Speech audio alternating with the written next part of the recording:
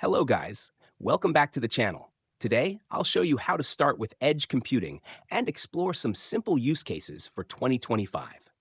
Whether you're new to the concept or want to see how it's applied in real-world scenarios, this guide is for you.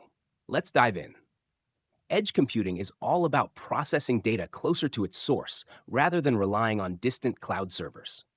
This reduces latency, speeds up decision-making, and opens doors to innovative use cases. Here are a few examples. 1. Autonomous vehicles. Self-driving cars rely on edge computing to process data from sensors and cameras in real time, making quick decisions for safe navigation. 2. Smart grids. Edge computing allows energy grids to manage power distribution efficiently, minimizing outages and optimizing energy usage in real time. 3. Healthcare monitoring.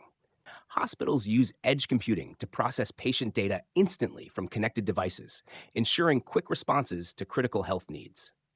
4. Predictive maintenance. In industries, edge computing analyzes machinery data locally to potential failures, ensuring smooth operations and reducing downtime. These examples highlight how edge computing brings speed and efficiency to various fields, making it a game changer as we approach 2025.